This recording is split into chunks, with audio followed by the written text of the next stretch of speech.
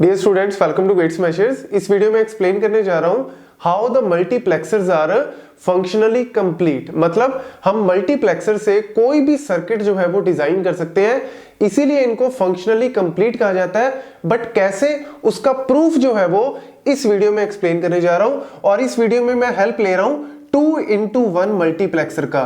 मतलब मेरे पास दो इनपुट है, एक आउटपुट है, तो ये 2x1 मल्टीप्लेक्सर की मैं हेल्प ले रहा हूं। और देखो, जब भी हमें मल्टीप्लेक्सर को प्रूफ करना है कि यार ये फंक्शनली कंप्लीट होता है, तो उसका एक सिंपल सा मेथड है कि देखो, आपको पता है कि जैसे हमारा एंड गेट है, अगर मैं बात करूं एंड गेट की, और गेट की, या फिर नॉट गेट की, अगर मैं ये तीन गेट्स, एंड गेट, और गेट और नॉट गेट, अगर मैं ये तीन गेट रियलाइज कर लूं, मतलब बना लूं यूजिंग 2x1 मल्टीप्लेक्सर, तो आप ये कह सकते हो कि आप कोई भी सर्किट जो है वो डिजाइन कर सकते हो। सिंपल सा रीजन है, एंड और नॉट को यूज करके नैंड बना सकते हो, और नॉट को यूज करके नॉर बना सकते हो। और आपको पता है कि नैंड और नॉर क्या होते हैं? Universal gates. तो सिंपल सा मेथड है कि जब भी हमें ये प्रूव करना है कि मल्टीप्लेक्सर्स आर फंक्शनली कंप्लीट, तो आप कोई भी मल्टीप्लेक्सर उठा लो। आप 4x1 भी ले सकते हो, मैं अगली वीडियो में 4x1 भी बता दूंगा। बट 2x1 को अगर आपने फंक्शनली बताना है, तो आप सिंपल सा फंडा है कि आप नॉट गेट, और गेट और एंड गेट को बना के दिखा दो, बाकी का काम आपका ऑटोमेटिकली हो जाएगा। तो चलिए फिर स्टार्ट करते हैं। सबसे पहले एंड गेट की अगर मैं बात करूं, बहुत सिंपल सी चीज है। एंड गेट में हमारे पास लेट्स से अगर मेरे पास दो इनपुट्स हैं, ए और बी, और मेरी आउटपुट क्या होती है? अगर मेरे पास वैल्यूज है 0 1 1 0 1 1 0 0 0 1 1 0 1 1, तो मेरे पास आउटपुट क्या आती है? उसमें 0 0 0 और 1। ठीक है, तो यानी मेरे पास यहां पे इक्वेशन क्या बनेगी? मेरे पास यहां पे टर्म क्या बनेगी?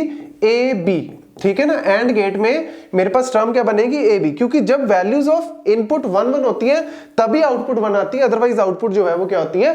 0। तो यानी मैं इस 2x1 मल्टीप्लेक्सर से अगर मैं ए बी आउटपुट बना दूं, तो यानी अपना एंड गेट बन गया। तो इसको बनाने के लिए क्या करो, आपको पता है कि हमारे पास जो यहां पे, ये देखो, हमारे पास जो सेलेक्ट लाइन है एक, और ये मेरे पास दो इनपुट है। इन इनपुट्स को नाम दे दो, लेट्स से I1 और I2, और ये मेरी क्या है? Select line.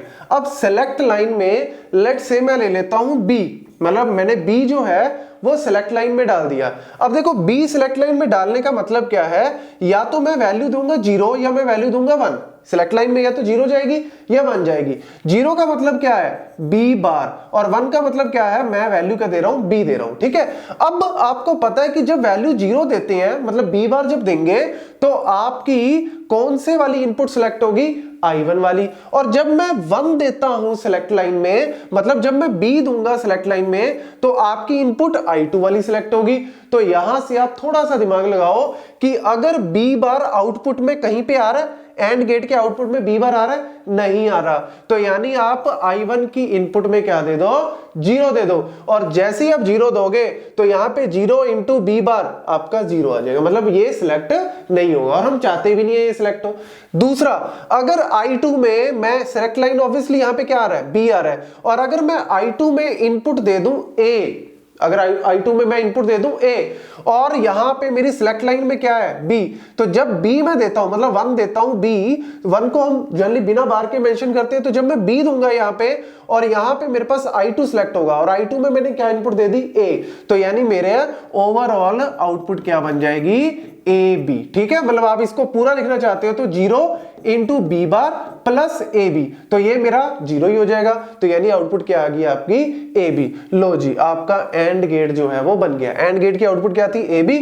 तो आपने ये अगर आप इस तरीके से सिलेक्ट लाइन में B दे देते हो, I2 में A दे देते हो, तो आपका एंड गेट बन गया। ये सिंपल सी कहानी है। अब आ जाते हैं और गेट पे। अब और गेट की अगर मैं बात करूं, तो और गेट में मेरे पास क्या होता है? अगर मैं 0 0 0 1 1 0 1 1, मतलब A और B की मेरी वैल्यू है, तो मेरे पास 0 1 1 1। ठीक है, ये मेरे पास जो है वो आउटपुट आती है। तो इस आउटपुट को अगर मैं इक्वेशन में लिखूं, एसओपी में लिखूं, तो देखो यहां पे मेरे पास क्या बनेगा? A बार B, ये यहाँ पे 1 देखो, एक तो यहां पे आ रहा है, यहां आ रहा है, और यहां, तो ये बन गया A bar B plus A B bar plus AB। ठीक है जी, ये मेरे पास जो है वो आउटपुट बन रही है। इसको थोड़ा सा आप सॉल्व कर लेते हैं ताकि आप इजीली इसको बना सको। तो ये इसको अगर आप सॉल्व करोगे तो यहां पे आप b को कॉमन ले लो तो ये बनेगा आपका a बार प्लस a, और ये वाला मेरी टर्म है वो एज इट इज यहां पे लिख दो a b बार। ये मेरे पास क्या होता है, a प्लस a बार होता है 1, तो यानी मेरे पास क्या बना b plus A B bar मेरे पास जो है वो यहां पे इक्वेशन बन गई। अब मुझे ये इक्वेशन जो है वो यहां पे लेके आनी है। उसको लाने के लिए फिर भाई सेलेक्ट लाइन आपके पास क्या है, बी है। सेलेक्ट लाइन क्या है आपके बी, और यहां पे इनपुट थी आपकी I1 और दूसरी इनपुट है आपकी I2।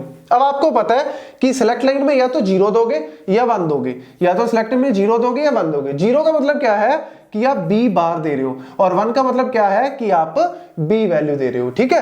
अब 0 मतलब b बार दे रहे हो तो यानी आपकी I1 सिलेक्ट होगी, और जब आप 1 दे रहे हो मतलब b वैल्यू दे रहे हो तो आपकी I2 सिलेक्ट होगी।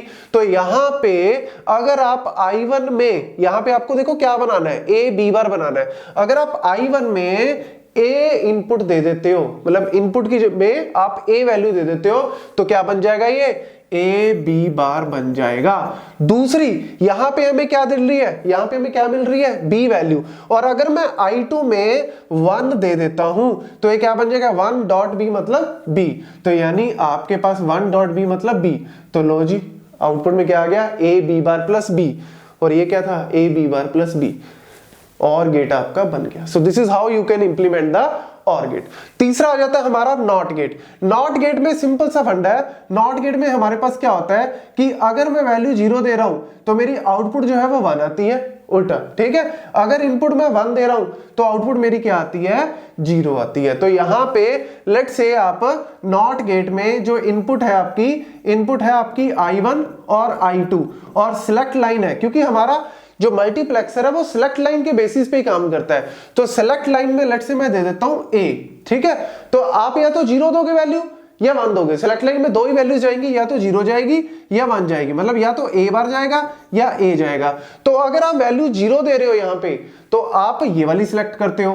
तो अगर आप वैल्यू 0 दे रहे हो तो आप इनपुट 1 को सिलेक्ट कर रहे हो, तो आप इनपुट 1 में 1 डाल दो, मतलब आपने वैल्यू दी 0 और आउटपुट में क्या सिलेक्ट होगा, I1, और I1 में आपने क्या दे दिया, 1 दे दिया।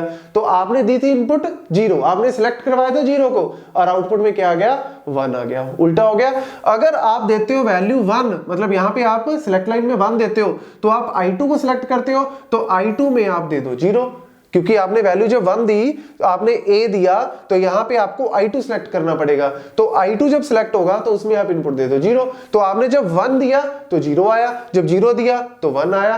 तो इस तरीके से आपने नॉट गेट को भी इंप्लीमेंट कर लिया। तो ये सिंपल सा फंडा है 2x1 मल्टीप्लेक्सर से हम कैसे तीनों गेट्स बना सकते हैं। जब ये तीनों गेट बन गए, अब इसके बाद आप इन्हीं को दोबारा से यूज करके नॉट गेट, नैंड गेट, जो मर्जी आगे गेट बनाते रहो। Thank you.